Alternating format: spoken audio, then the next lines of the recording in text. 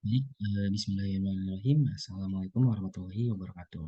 Saya Dasin Ariatmanto dari domain B, kelas Alpha Zero.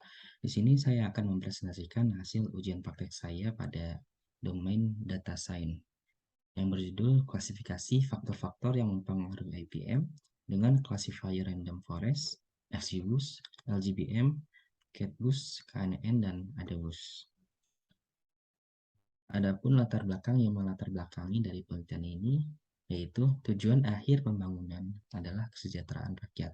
Manusia bukan hanya merupakan objek pembangunan, tetapi diharapkan dapat menjadi subjek, sehingga dapat memberikan kontribusi yang bermanfaat bagi kemajuan suatu wilayah yang secara makro menjadi kemajuan suatu negara. Keberhasilan pembangunan diukur dengan beberapa parameter, dan yang paling populer saat ini adalah Indeks Pembangunan Mahasiswa atau IPM. Adapun faktor-faktor yang diamati pada pemodelan klasifikasi yaitu harapan lama sekolah, kemudian ada pengeluaran per kapita, rata lama sekolah, dan terakhir usia harapan hidup. Adapun rumusan dan batasan masalah pada penelitian ini, yang pertama, terdapat 4 klasifikasi kategori pada IPM, yaitu low, normal, high, dan very high. Kemudian, batasan masalah pada penelitian ini ialah model yang digunakan, yaitu Random Forest, XGBoost, LGBM, CatBoost, KNN, dan yang terakhir ada BOOST. Selanjutnya, rumusan permasalahannya ialah pemilihan classifier yang sesuai terhadap dataset dan faktor-faktor yang akan diamati. Jadi, nanti dari ke-6 classifier ini, kita akan menentukan model mana yang terbaik untuk melakukan pemodelan pada dataset yang akan diuji.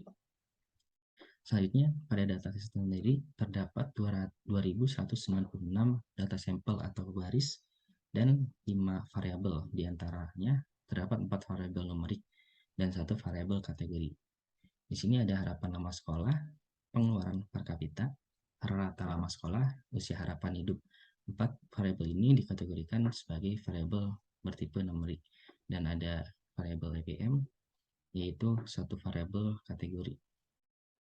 Selanjutnya, untuk pembacaan dataset di sini kita mengecek bahwa terdapat 5 variabel dan terdapat 2196 baris, di mana untuk setiap variabelnya ini tidak ada missing value ya, dan untuk variabel IPM ini bertipe data object.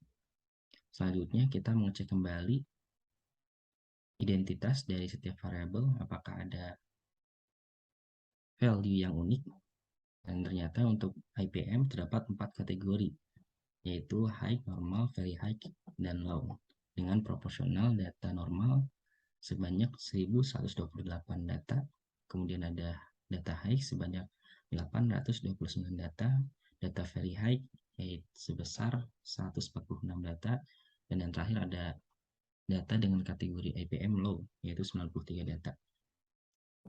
Selanjutnya kita dapat menyimpulkan bahwa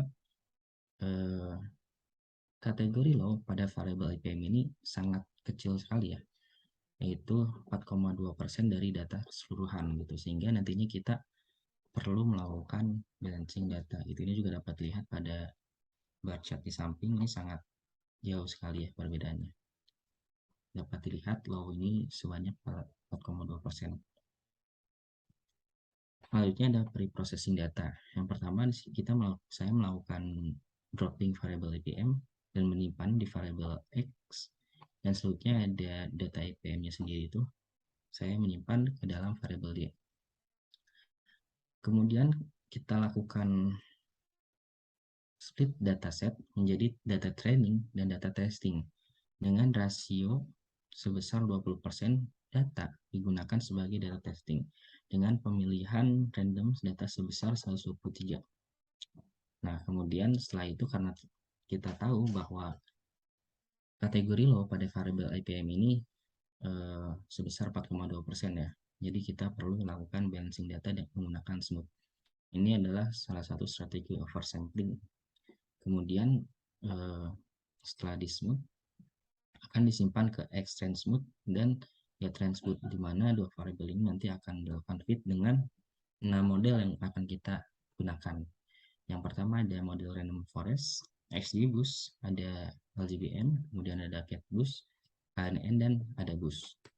Pada Random Forest, XGBoost, dan LGBM, ini saya setting dengan parameternya sama ya, yaitu estimatornya 100, stereonnya itu entropi. Untuk model CatBoost sendiri, saya setting default. Kemudian untuk model KNN, ini ada nilai Napier-nya sama dengan 7, kemudian metriknya Minkowski, dan P-nya sama dengan 2. Untuk AdaBoost sama estimatornya sebanyak 100. Selanjutnya, saya melakukan evaluasi dan komparasi gitu. Pada pengujian ini, saya melakukan sebanyak 10 kali pengujian terhadap ke-6 model tersebut. Kita dapat lihat bahwasannya sini ada Random Forest, XGBoost, LGBM, dan CatBoost. Kemudian di sini ada KNN dan ada Boost. Kita dapat lihat ya bahwa kemungkinan dua model ini, yaitu KNN dan AdaBoost ini, diduga underfitting gitu. Apalagi terlebih lagi pada model AdaBoost, ini grafiknya sangat jauh sekali ya, di bawah sekitar 10 persenan, sempat 10 persenan. Kemudian untuk model Random Forest, XGBoost, dan LGBM, ini kita dapat melihat bahwa trennya ini saling beriringan gitu.